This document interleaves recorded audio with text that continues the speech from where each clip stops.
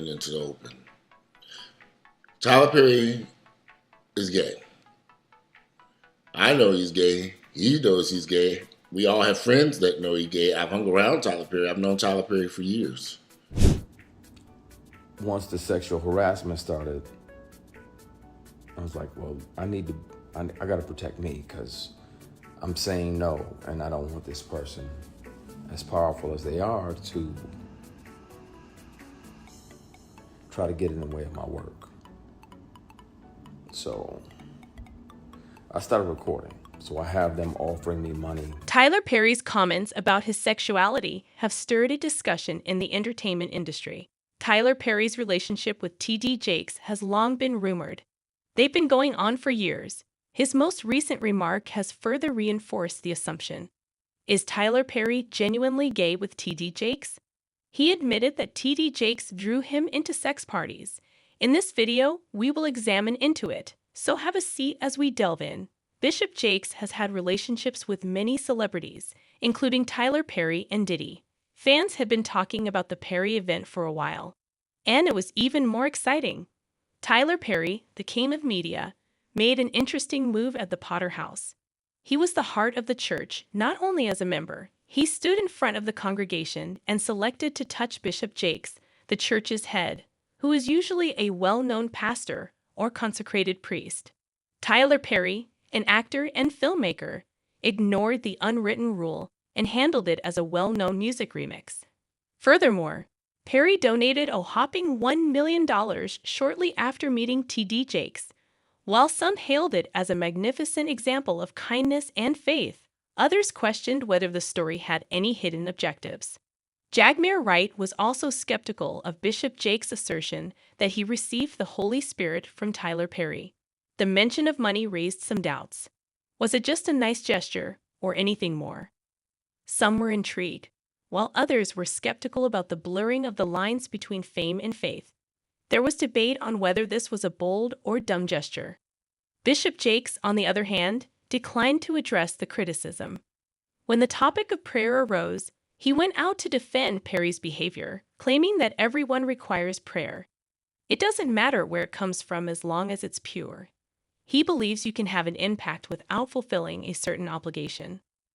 The position of your heart is quite important. The lesson of this storm is that religion is not always straightforward. There are different points of view and some drama. The argument over this issue has become a fever on the internet, with supporters and opponents exchanging jabs. While some people's comments were clearly nasty, others felt Jakes should be ignored. Others found connections between Bishop Eddie Long and Jakes, noting that both had enablers and were charged with minor felonies. Some Facebook users believe that because T.D. Jakes is God's chosen one, followers should have no voice in the situation. Some people think that if someone is guilty, God will punish them. Many others, however, are curious whether the claims are bogus. Why would a preacher associate with someone as questionable as Diddy? Tyler Perry has spent years developing his vast media empire from the ground up. From creating concepts in his car to having over 20 films under his belt, it is apparent that he has worked extremely hard to achieve his success. However, with celebrity comes scrutiny, and it wasn't long before fans and followers began to speculate about his sexuality, with many assuming he's hiding something. The reasons for this speculation are not unrealistic. Tyler Perry created Have and Have-Nots, an American soap opera that became a huge hit. During the casting process, he chose Tyler Lepley, a rising actor, for a character with whom he seemed to have a strong connection. Lepley and Perry have been spotted together on multiple occasions, prompting fans and journalists to speculate whether the two Tylers are romantically engaged. However, in 2020, Lepley came on the Angelo Lee Lip Service podcast to clarify the situation. He explains that the rumors emerged after he started working for Tyler Perry. I remember when I first started out, I was seeing it here and there. For whatever reason, people were associating it with like my first show.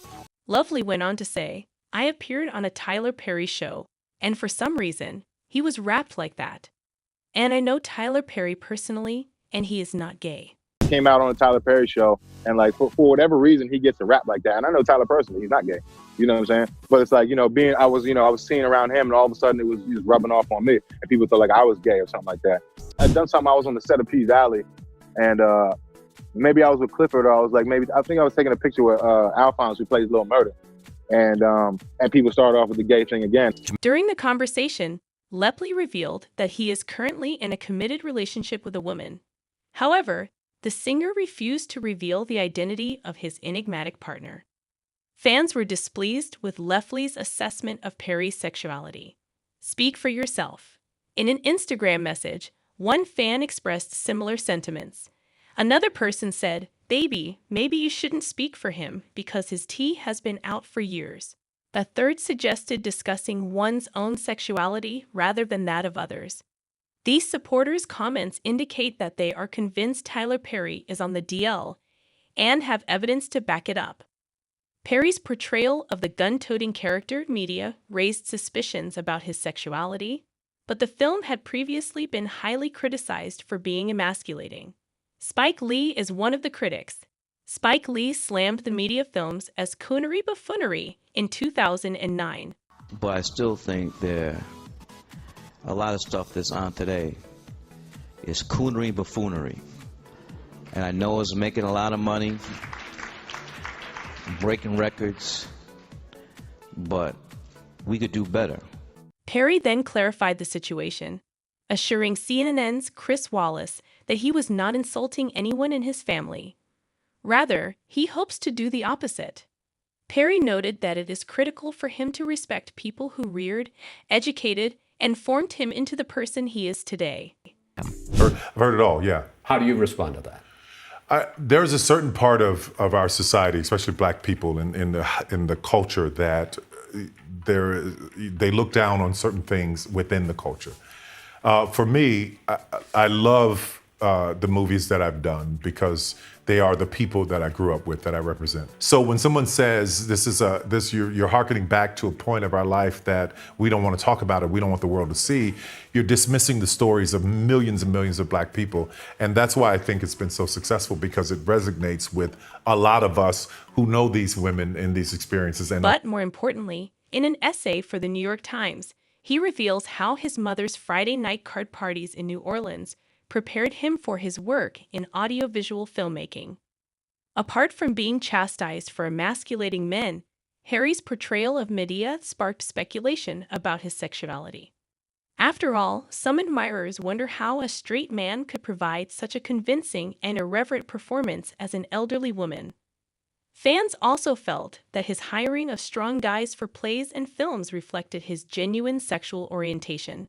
Tyler Perry has also been accused of receiving complaints from straight males who allege he coerced them to perform gay roles in films, making them uncomfortable and exploited.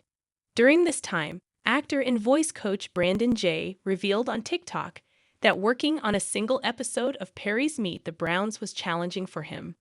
Jay stated that a day on Perry's show set is more stressful than the average one-episode production. He stated that episodes are typically filmed over a week, but at Tyler Perry Studios, they are done in a single day. Along with the tight shooting schedule, Jay reported that Perry frequently made last-minute alterations to the scripts, leaving the performers scrambling to recollect their lines before each shoot. He related an incident that occurred to him while working with Tyler Perry. Jay auditioned for and portrayed the character of Jeffrey, a stout high school student who was tormented in school. When they arrived on set, Jay said Tyler Perry was dissatisfied with the original screenplay, sparking chaos as everyone hurried to memorize new lines on the spot. Perry rewrote the entire script on the fly, giving the actors their lines directly. Jay recalls Perry saying he would fire everyone who couldn't keep up. However, the surprises continued. While Jay worked on perfecting the new lines, Perry drastically altered Jay's character, depicting him as gay and romantically attracted to his high school tormentor, which was contrary to Jay's original audition goal. Jay was caught off guard by Perry's decision to make his character gay, but he eventually decided to go along with it because the opportunity was too good to pass up. Story time about how filming Meet the Browns was the most stressful and hardest thing that I've ever done in my entire life. I had no idea that Tyler Perry Studios' schedule was so drastic. If you're working on a regular network show, they take a whole week to film an episode. Tyler Perry Studios, they film an episode in one day. The character was Jeffrey, a fat high school teenager who was very intellectual, who was getting bullied at school. I take 2 to 3 days to learn the entire script. On the day of filming, first thing we do is a table read. I know all of my lines. I'm ready to go. So the director, who is Alfonso Ribeiro Carlton in The Fresh Prince of Bel-Air, he starts to block us, telling the actors where to go, where to stand. Mr. Perry comes in, everything changes. So we literally run the entire episode for him, and he hates it. Does that mean I have to learn a whole new script? Yes, that's what it means. Mr. Perry, on the spot, starts rewriting the entire script, and he's feeding me the lines to say, and the director is kind of standing on the side like, you better do it, because if not, they will fire you. Here is where the shoe hit the fan. So in the middle of Mr. Perry changing up the scenes, he says, you know, I want Jeffrey to be gay, and he has a crush on his bully. That's not what I auditioned for. As this is only the beginning. But wait, there's more. N is worse than J's. On December 16, 2023, Christian Keys took to Instagram to share his Hollywood experiences. In the video, he describes how a powerful man repeatedly made unwanted attempts on him.